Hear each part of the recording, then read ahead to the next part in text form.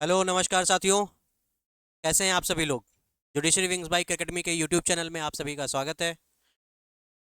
आप लोगों ने अगर अभी तक ये चैनल सब्सक्राइब नहीं किया है तो आप लोग सब्सक्राइब कर लीजिए, वीडियो को शेयर किया करिए अपने दोस्तों के साथ में।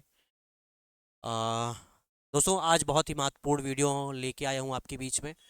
वीडियो इसलिए और भी महत्वपूर्ण हो जाता है कि जब से बीएनएसएस लागू हुआ है तब से पुलिस के हाथ में पावर ज़्यादा आ गई है। और कहीं ना कहीं जब जिस व्यक्ति के हाथ में पावर ज़्यादा आ जाती है तो थोड़ा बहुत निरंकुश हो जाता है। तो उस पे बात नहीं करेंगे। किसी की कार्यशैली पे प्रश्न उठाना उचित नहीं है। हम अधिवक्ता हैं तो हमारा हमारा भी काम है। अगर कोई निरंकुशता दिखाएगा तो हमारे पास भी संविधान है, हमारे पास भी लॉ है ना, हम उसका बचाव लेंगे। तो ये वीडियो इसलिए भी महत्वपूर्ण हो जाता है कि बहुत आए दिन बहुत सारी ऐसी खबरें आती हैं कि किसी भी व्यक्ति को पुलिस गिरफ्तार कर लेती है विदाउट एनी सच एविडेंसेस, उसके अगेंस्ट में नहीं है फिर भी। तो देखिए, एफआईआर दो तरीके के मामलों में होती है। मामला तो एक ही होता है, आपका संज्ञेय मामला हो गया। तो संज्ञेय मामले में भी दो प्रकार के मामले होते हैं। एक होता है कि मतलब जो अपराध का नेचर है वो गंभीर है, दूसरा कम अपराधी है, पेटी ऑफेंसेस या जो छोटे प्रकृति के अपराध होते हैं। तो होता क्या है कि जब आपके विरुद्ध में कोई एफआईआर दर्ज की जाती है जो मतलब गंभीर प्रकृति की है, तो पुलिस क्या करती है, तुरंत आपको अरेस्ट कर लेती है। पुलिस के पास पावर होती है कि विदाउट एनी ऑर्डर, मजिस्ट्रेट के ऑर्डर के बिना भी वो किसी व्यक्ति को अरेस्ट कर सकती है। और जो छोटे ऑफेंसेस होते हैं अगर उसमें एफआईआर होता है तो उसमें पुलिस आपको तुरंत गिरफ्तार तो नहीं करती है, लेकिन आए दिन परेशान करती रहती है।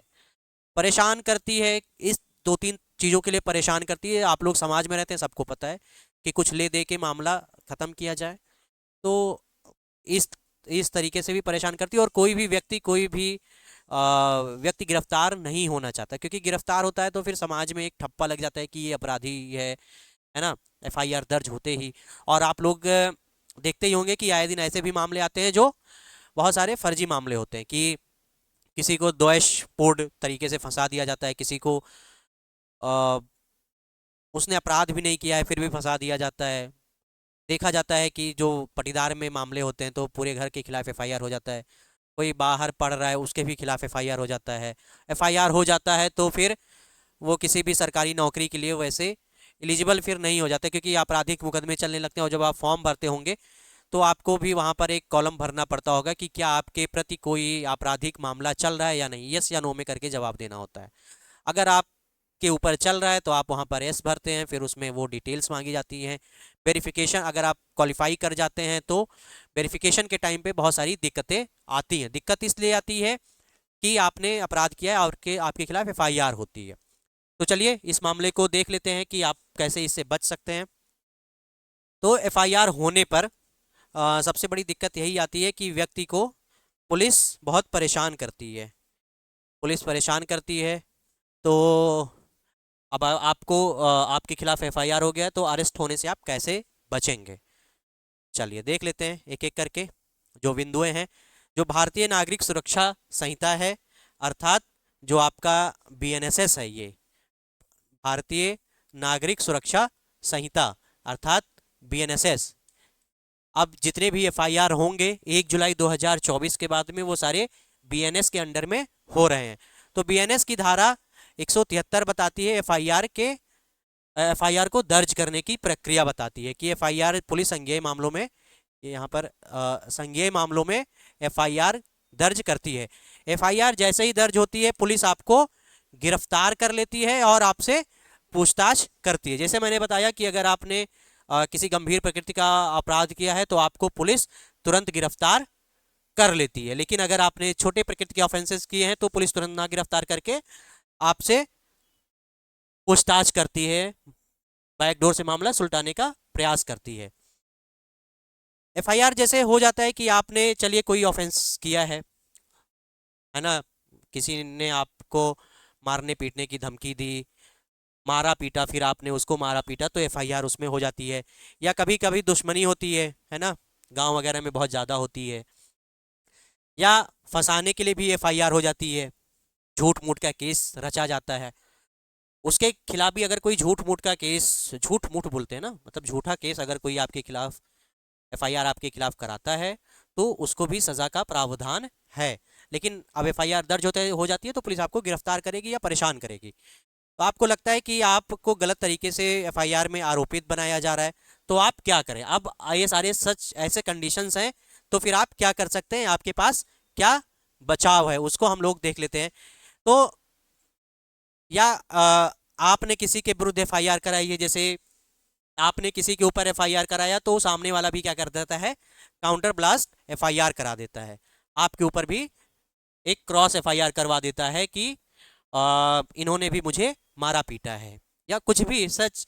जैसे होता क्या है कि पटीदार में मामला हुआ, में मतलब आप गांव में लड़ाई झगड़ा हुआ और आपने उसके खिलाफ एफआईआर करा दिया, पता चलता है कि वो भी एफआईआर करा देता है और बहुत गंभीर गंभीर धाराओं में करा देता है, जैसे यहाँ तक कि रेप और छेड़खानी के भी मुकदमे करवा देता है।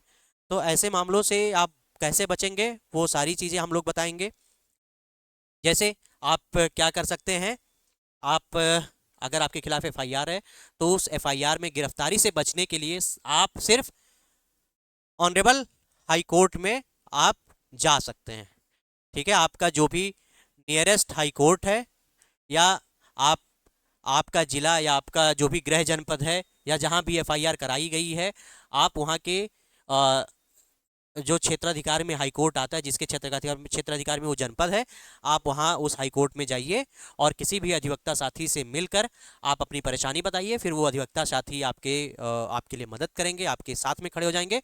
और क्या होगा, जो एफआईआर आपके खिलाफ में दर्ज की गई है तो वो सीआरपीसी की एक धारा है 482, जितने भी अधिवक्ता साथी हैं सब परिचित होंगे, जितने भी लॉ स्टूडेंट हैं और जितने भी तैयारी कर रहे हैं वो सारे लोग 482 से परिचित होंगे। स्पेशली जो हाई कोर्ट में अधिवक्ता साथी हमारे प्रैक्टिस कर रहे होंगे, या जो वहाँ पर अभी शुरू किए हैं, जूनियर हैं, तो वो सारे लोग भी इस धारा से परिचित होंगे, सीआरपीसी की धारा 482।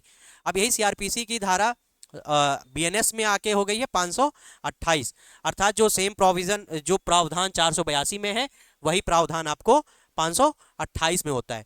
अब ये 482 है क्या, 482 क्या है, inherent inherent power of HC, क्या है, इनहेरेंट पावर ऑफ एचसी है। एक एक मिनट मित्रों, हाँ चलिए। तो क्या होता है इसके तहत में, जो आपके खिलाफ एफआईआर कराई गई है उसको क्वैश या समाप्त कराया जा सकता है, या फिर आपका जो अरेस्ट के लिए जो वारंट निकला है उसके खिलाफ क्या लिया जा सकता है, स्टे लिया जा सकता है। ठीक है, अरेस्ट का स्टे हो गया और आपका उसके लिए एफआईआर पे स्टे हो जाती है, तो फिर वो जो प्रोसीजर होता है वो वहीं का वहीं रुक जाता है, या एफआईआर क्वैश हो जाती है या समाप्त करा दिया जाता है। ये सारा काम कौन करता है, माननीय उच्च न्यायालय के हमारे प्यारे अधिवक्ता साथी करते हैं। ठीक है, अगर आप उत्तर प्रदेश के निवासी हैं, उत्तर प्रदेश और इलाहाबाद हाई कोर्ट में के क्षेत्राधिकार में आपका जनपद आता है, तो आप मुझसे, बजरंग लाल श्रीवास्तव मेरा नाम है, या फिर आप शशांक श्रीवास्तव सर से ऐसे किसी भी मामलों में आप संपर्क ले कर सकते हैं, और जो भी आपकी समस्या है वो आप लोग बताएंगे तो हम आप लोगों की पूरी सहायता करेंगे। ये शशांक सर का नंबर है, ये मेरा नंबर है, दोनों लोगों का मोबाइल नंबर है। आप लोग कॉल करने से पहले प्लीज़ एक बार व्हाट्सएप पे कर दीजिएगा, टेक्स्ट कर दीजिएगा, और अपनी जो सारी समस्याएं हैं आप उसको बता दीजिएगा कि क्या क्या दिक्कत है, हम लोग आपके साथ में खड़े रहेंगे। या फिर आप अपने किसी भी अधिवक्ता साथी से संपर्क कर सकते हैं, उनसे अपनी बात रख सकते हैं कि अगर आपके खिलाफ कोई एफआईआर कराई गई है झूठी, तो आप उससे कैसे गिरफ्तारी से बचें। तो ये वीडियो यहीं तक है, आप लोग वीडियो को शेयर कर दीजिए और उन सभी तक शेयर कर दीजिए। ये वीडियो सबके बीच में जाना चाहिए, आम नागरिक के लिए बेसिकली ये वीडियो है, क्योंकि उनको नहीं पता होता है कि वो क्या करें। जो हमारे लॉ के विद्यार्थी हैं उनको सारा कुछ पता होता है, इसीलिए वकीलों से पुलिस वाले लगते नहीं हैं, एकदम दूर भागते हैं, मतलब बहुत दूर भागते हैं। मतलब अगर वकील यहाँ दिख गया तो 100 मीटर दूर पुलिस वाला चला जाता है, क्योंकि उसको पता है कि वकील लोग क्या हश्र करेंगे अगर किसी वकील से भिड़ गया कोई पुलिस वाला। तो आम नागरिक जो हैं उनको पहुंचाइए, क्योंकि पुलिस वाले उन्हीं को परेशान करते हैं। चलिए, बहुत बहुत धन्यवाद, यहाँ तक आप लोग आए। वीडियो को शेयर कर दीजिए, चैनल को सब्सक्राइब कर दीजिए।